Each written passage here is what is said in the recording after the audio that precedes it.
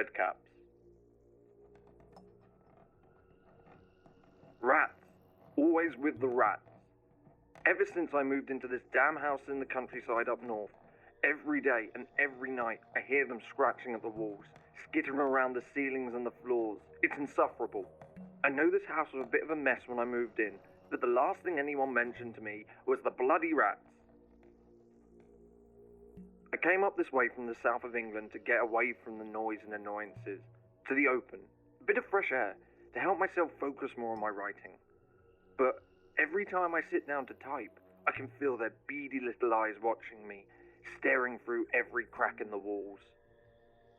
After about a couple of weeks of doing my best to just ignore it, was when I noticed the first of the small dead animals outside.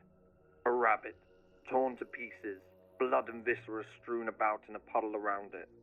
But then, there was more. A mole, a fox, a stray cat. Jesus, what kind of rats are these? Now, I'm not one for hurting animals, even vermin, but something had to be done about this. So I grabbed some of those cruelty-free traps online. You know, the kind in which the rat just falls into and you take it outside the next day. But you'll never guess the audacity of it. Not only did the little shit steal the bait I put down, but they trashed the damn traps. Like, they destroyed them. How big are these things? As much as I hated to do it, I had to call an exterminator. If these things can bring down something as large as a house pet and destroy a trap, then it almost feels unsafe to leave the problem as it is for much longer. But I wish it wasn't such a long wait until they could get here.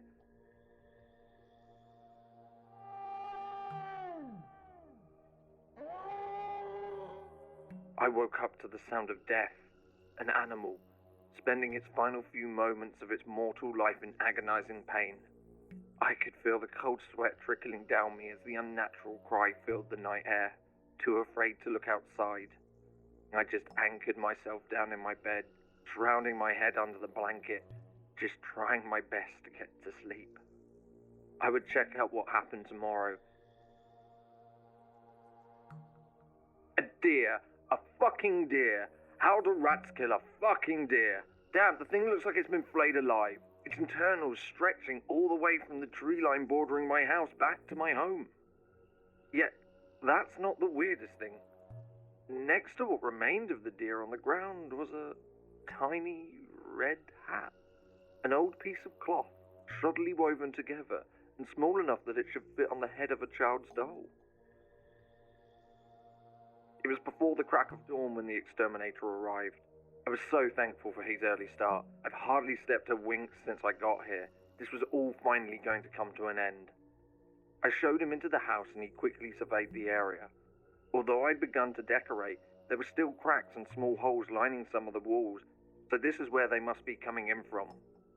After a few more minutes of looking around, the exterminator trudged back to his car as I headed off to the kitchen to make myself some breakfast, only to return shortly with huge black bags slung across his back, filled with all manner of poisons and traps. It was as I stood there reading yesterday's newspaper, sausages frying away in the pan in front of me, when I finally started to feel like I could relax. That was until a scream fractured the morning air. I dropped what I was doing and bolted to the source of the scream, throwing my newspaper behind me and knocking the frying pan with a clatter to the floor. Bursting through the door to the living room, I saw the engineer on all fours, his arm trapped in the wall. I ran up behind him and began to pull. What an idiot, setting off a trap on his own damn hand. The blood was beginning to pool all over the floor now, the sobs becoming weaker and weaker the more blood he lost, until, snap. We fell backwards into a heap on the floor, blood pouring from the stump where the exterminator's forearm once was. But we weren't alone.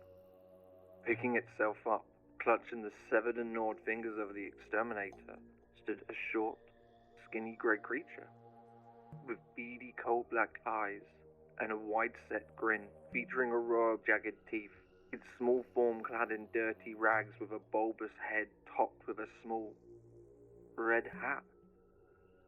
It gazed at us for a moment, and then it let out a short, high-pitched cackle before pouncing back onto the exterminator, its sharp claws scratching at his legs as his teeth sunk through clothing into flesh. I pushed myself away, kicking at the pleading man's outstretched hand so not to be slowed down. And then I saw them, more of them, dozens more of them, the same mottled grey faces crawling out of every single nook and cranny, their slender bodies darting across the floor to join the feast in the middle. I began to crawl back out of the room. Slowly, quietly. The cries of the engineer little more than a gurgle now as he drowned in his own blood.